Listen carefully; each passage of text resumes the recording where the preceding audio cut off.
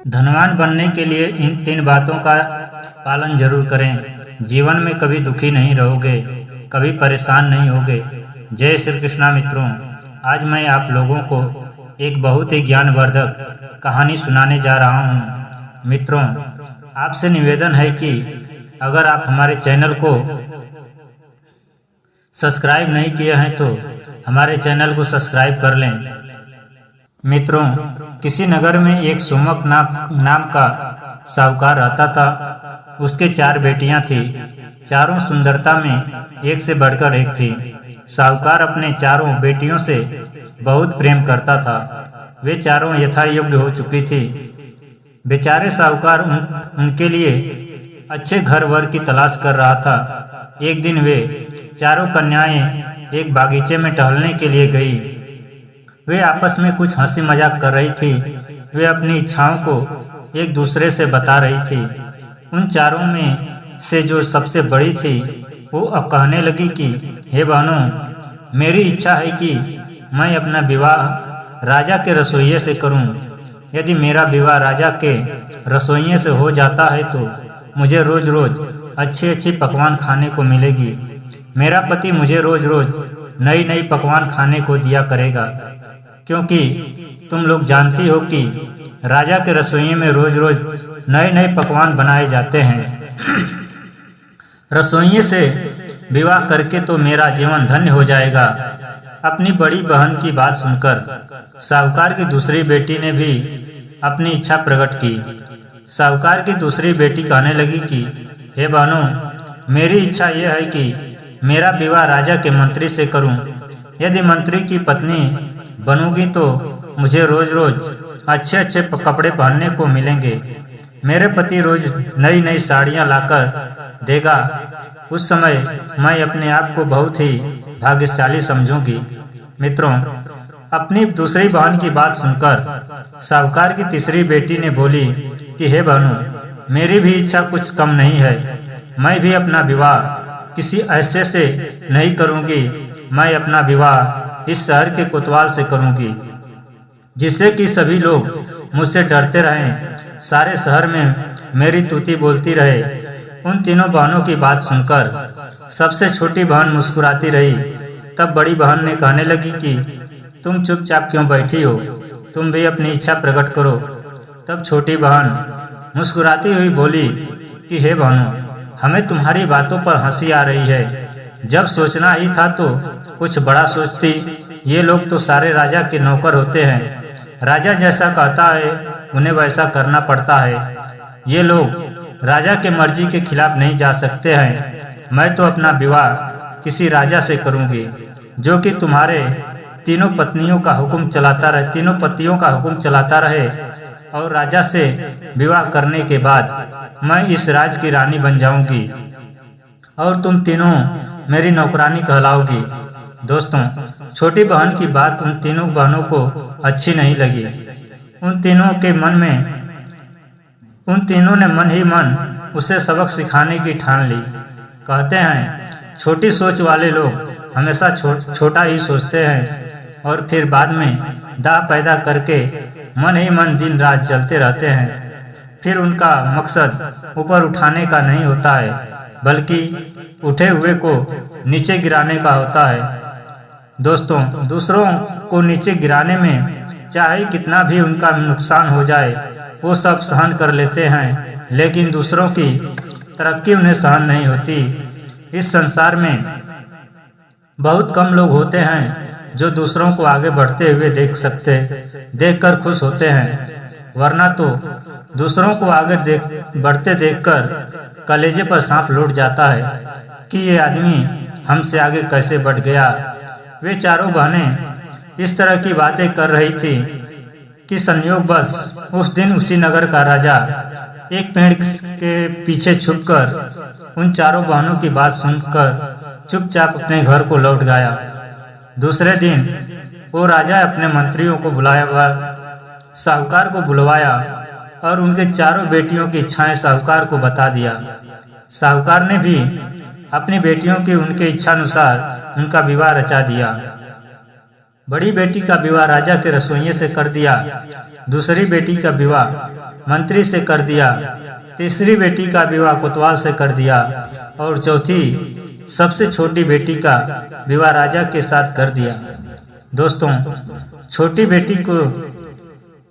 बेटी तो राजा की रानी बनकर आनंद से रहने लगी और बाकी के 3 बहनें उनकी दासी बनकर रहने लगी, क्योंकि राजा से छोटे पद पर रहने के कारण उन्हें उनकी आज्ञा का पालन करना पड़ता था।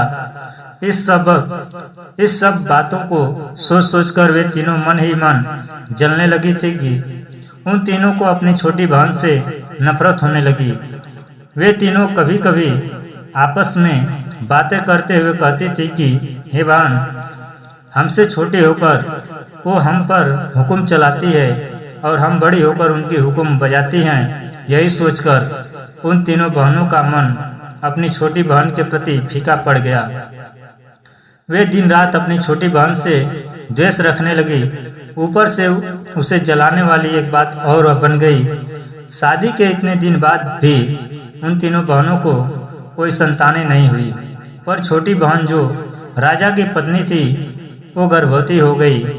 ये बात सुनकर उन तीनों के मन में बहुत ग्लानि हुई। एक तो रानी, ऊपर से संतान भी होने वाला है। अब तो राजा उसे और प्रेम करेगा। हम तीनों बाज बनकर जीवन भर उसकी चापलूसी करते रहेंगे। प्रिय दर्शकों, उन तीनों बहनों ने अपनी छोटी बहन को नीचा दिखाने का फैसला किया। वे रोजाना अपनी छोटी बहन के पास जाती थी, उसे मीठी मीठी बातें करती थी। कोई उसका केस बांधती थी, कोई उसकी कंघी करती थी, कोई उपटन लगाती। इस तरह से वे तीनों अपनी छोटी बहन की सेवा में लगी रहती थी और छोटी बहन उनकी मन की भावना को नहीं समझ पाई कि ये सब तो केवल दिखावा है। मन में तो उनके अंदर छल कपट भरा हुआ है। छोटी बहन उससे अपनी बहनों की तरह मानती थी।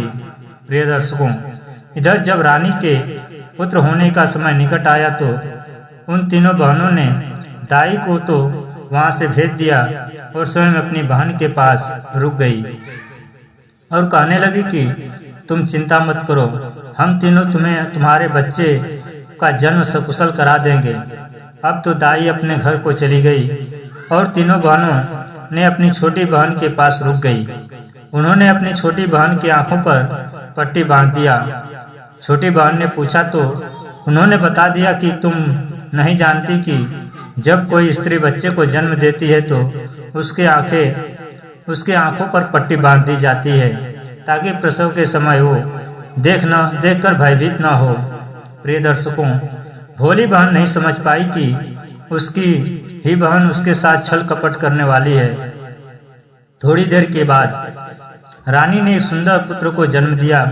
उसके बाद तीनों बहनों ने मिलकर उस बच्चे को एक संदूक में भरकर नदी में बहा दिया और एक बंदर का बच्चा अपनी छोटी बहन के पास लेटा दिया और महल में खबर करवा दिया कि रानी ने एक बंदर को जन्म दिया है।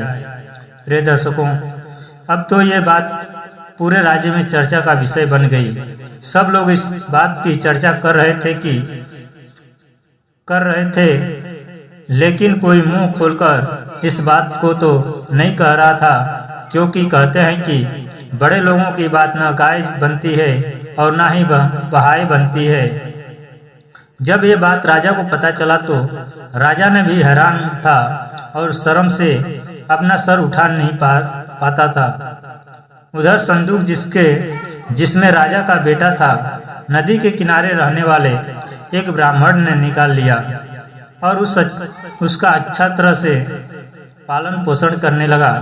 प्रिय दर्शकों, इधर एक वर्ष बाद फिर रानी को गर्भ ठहरा तो फिर से उसकी तीनों बहनों ने वहां से उस दाई को उसके घर से भेज दिया। पहले की भांति फिर से उन्होंने रानी की आंखों पर पट्टी बांधी। इस बार भी फिर रानी ने एक सुंदर पुत्र को जन्म दिया। इस बार भी उन तीनों बहनों ने उस बच्चे को एक संदूक में भरकर नदी में बहा दिया और उसके जगह एक कुत्ते के बच्चे को रानी के पास सुला दिया। फिर उन्होंने राजमहल में खबर करवा दिया कि रानी ने फिर से एक कुत्ते के बच्चे को जन्म दिया है। ये बात सुनकर राजा फिर से शर्म से पानी पानी हो गया चारों तरफ इस बात की खबर फैल गई कि रानी मनुष्य की जगह कभी बंदर के बच्चे को जन्म देती है तो कभी कुत्ते के बच्चे को जन्म देती है। जरूर कोई इस जन्म की रानी नहीं, पूर्व जन्म की कोई राक्षसी लगती है। राजा साहब इसे मरवा क्यों नहीं देते हैं। प्रिय दर्शकों, इधर राजा ने सोचा कि हो सकता है इसमें हम रानी की कोई दोष ना हो, इसमें हमारा ही भाग्य खोटा हो। राजा ने फिर से धैर्य पूर्वक रहा और रानी से उसका प्यार कम नहीं हुआ। उधर दूसरे बच्चे को भी उस ब्राह्मण ने निकाल लिया। उसने पहले वाले बच्चे को निकाला था, ब्राह्मण ने दूसरे बच्चे को पालन पोषण करने लगा। धीरे धीरे समय बीतने लगा और तीसरी बार भी रानी के गर्भ रुका। इस बार भी उसकी बहनों ने छल किया। रानी ने इस बार एक सुंदर कन्या को जन्म दिया। रानी के बहनों ने उस कन्या को एक बक्से में रखकर नदी में बहा दिया और उसके जगह एक बिल्ली के बच्चे को सुला दिया। अब यह बात जब पूरे नगर में फैल गई तब सब लोग रानी को कोसने लगे कि जरूर ये कोई राक्षसी है जो जीव जंतु के बच्चे को जन्म देती है। राजा भी कितना पागल है कि ऐसे असुरनी को घर में बैठाए हुआ है। प्रिय दर्शकों, प्रजा के मनसा को जब राजा ने समझा तो अपनी रानी को हथकड़ी बेड़ी लगाकर जेल में डाल दिया। छोटी बहन को जेल में देखकर वो तीनों बहनें खुशी से कहने लगी, ठीक हुआ जेल में चली गई, हम पर खूब हुक्म चलाती थी। प्रिय दर्शकों, कपटी लोगों को दूसरे को दुखी देखकर बहुत ही आनंद आता है। आज वो रानी जेल में पड़ी अपने भाग्य को कोस रही थी। उधर राजा के तीनों बच्चों को उस ब्राह्मण ने अच्छी तरह से लालन पालन किया। जब वे कुछ बड़े हो गए तो एक दिन वो तीनों घूमते घूमते हुए जंगल में पहुंच गए। जंगल में एक मुनि का आश्रम था। वहीं पर एक बहुत विशाल बरगद पेड़ था। ऋषि के आश्रम में अनेकों प्रकार के जीव जंतु घूमते रहते थे। तरह तरह की रंग बिरंगी चिड़िया उस पेड़ पर अथखेलिया करती थी। उन तीनों भाई बहन देखा कि एक 7 रंग वाला पंछी उस पेड़ पर बैठा है। वो पंछी बड़ा ही मनोहर था। उस पंछी को पकड़ने के लिए जब उनका बड़ा भाई आगे बढ़ा और हाथ लगाया तो वो उसी क्षण पत्थर का बन गया। फिर दूसरे भाई ने भी उसे पकड़ना चाहा तो वो भी पत्थर का बन गया। अपने दोनों भाइयों को पत्थर का बना देखकर वो लड़की रोती चिल्लाती हुई ऋषि के पास आई और सारी बात बताई। तब महात्मा जी ने अपनी झोली में से थोड़ी सी राख दी और कहा, ये लेकर जाओ और अपने दोनों भाइयों के शरीर पर लगा देना, वो दोनों ठीक हो जाएंगे। प्रिय दर्शकों, लड़की ने वैसा ही किया।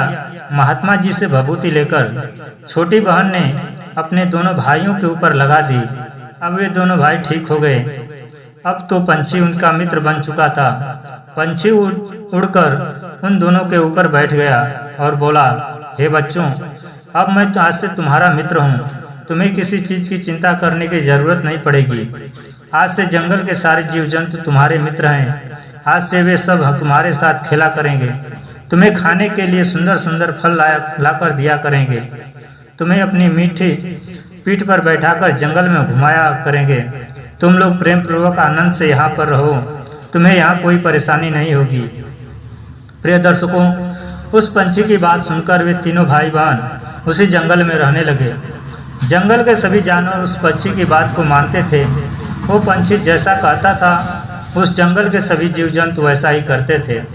अब तो जंगली जीव जंतुओं के साथ रहते रहते उन्हें काफी समय बीत चुका था।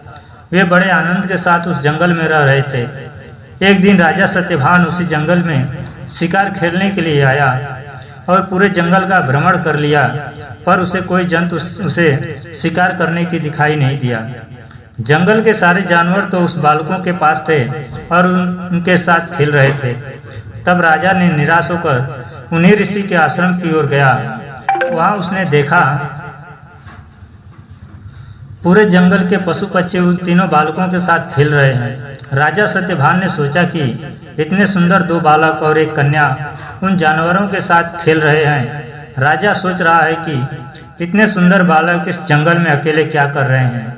बच्चों को देखकर राजा सोच में डूब गया और अपनी किस्मत को कोसने लगा और कहने लगा कि मैं कितने अभागा कि कुत्ते, बिल्ली और बंदर का पिता हूँ।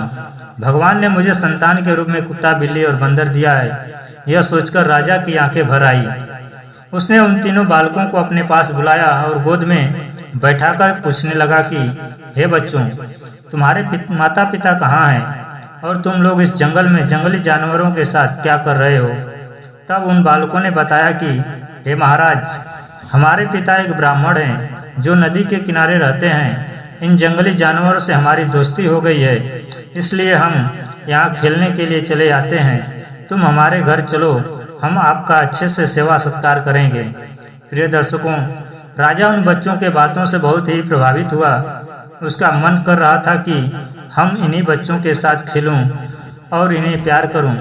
राजा सत्यवान उन बच्चों के साथ उसके घर पर गया तो देखा कि ब्राह्मण देव तो नहीं, कहीं बाहर गए हुए हैं। वहीं सतरंगी पंछी बैठा हुआ है।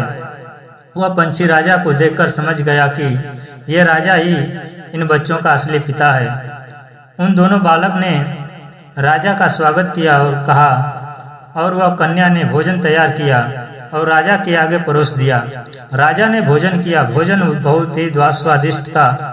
राजा ने भोजन की खूब प्रशंसा की। तब वो पंछी बोला कि हे राजन, यह तो भोजन कुछ भी नहीं है। यदि हमारी कन्या माणिक मोती की सब्जी बनाकर खिला देवे तो आप इस भोजन को भूल जाओगे। पंछी की बात सुनकर राजा सोच में पड़ गया और कहने लगा कि अरे पंछी, माणिक मोती की सब्जी कैसे बनती है। तब पंछी कहता है कि हे राजन, जब इंसान कुत्ता, बिल्ली और बंदर के बच्चों को जन्म दे सकता है तो माणिक मोतियों की सब्जी क्यों नहीं बन सकती है। यह सुनकर राजा आश्चर्य में पड़ गया कि मेरे घर की बात इस पक्षी को कैसे पता चल गया है। राजा उस पक्षी से हाथ जोड़कर पूछा कि हे अद्भुत पक्षी, तुम हमारे घर की बात कैसे जानी। राजा के पूछने पर पक्षी ने कहा, तुमने अपने रानी को जेल में डालकर अच्छा नहीं किया। तुम्हारी रानी ने किसी कुत्ते, बिल्ली और बंदर के बच्चे को जन्म नहीं दिया है, बल्कि 2 पुत्र और एक कन्या को जन्म दिया था, जिसे संदूक में भरकर नदी में बहा दिया गया। उन बच्चों को नदी के किनारे रहने वाले एक ब्राह्मण ने निकाल लिया, उनका पालन पोषण किया और आज वो तीनों बड़े हो गए हैं। ये जो तुम्हारे भोजन करा रहे हैं, ये तीनों बच्चे तुम्हारे ही हैं। तुम्हारे रानी की तीनों बहनों ने ईर्ष्यावश यह दुष्टता का काम किया है। पक्षी की बात सुनकर राजा बहुत ही प्रसन्न हुआ और तीनों बच्चों को अपने छाती से लगा लिया और उनको लेकर अपने राजधानी को चला गया। अपने रानी को जेल से निकाला और अपने तीनों बच्चों को रानी से मिलवाया। रानी अपने तीनों बच्चों को पाकर बहुत ही खुश हुई। उधर रानी के तीनों बहनों की चोटी कटवाकर मुंह काला करके पूरे नगर में घुमाया गया। आज उन्हें अपने किए पर बड़ा ही पश्चाताप हो रहा था। प्रिय दर्शकों, इसीलिए कहते हैं कि किसी के खुशियों को देखकर हमें जलना नहीं चाहिए, बल्कि हमें भी खुशहाल बनने की कोशिश करनी चाहिए। किसी को नीचा दिखाकर हम बड़े नहीं बन सकते हैं, और कभी बड़े बन भी जाए तो उस बड़प्पन का कोई फायदा नहीं होता है। जैसे खजूर का पेड़ बड़ा होकर भी किसी को सुख नहीं दे पाता, ईर्ष्यावश मनुष्य अपना ही नुकसान कर बैठता है। बड़ा बनने के लिए बड़ा सोचना पड़ता है। जितनी बड़ी सोच होगी उतना ही आगे बढ़ते चले जाओगे। छोटा सोचोगे तो छोटा ही रह जाओगे। मनुष्य को अपनी उन्नति के लिए ये 3 काम जरूर करना चाहिए। पहला काम, बड़ी सोच रखना चाहिए। दूसरा काम, दूसरे को देखकर जलने में जितना समय लगाओगे उतना समय अपने उन्नति में लगाओ। समय को व्यर्थ मत गंवाओ। तीसरा काम, बुद्धि का नाश करने वाले उन कामों से दूर रहें। प्रिय दर्शकों, यह कहानी आप लोगों को पसंद आई हो तो हमारे चैनल को लाइक और सब्सक्राइब जरूर कर देना। धन्यवाद दोस्तों।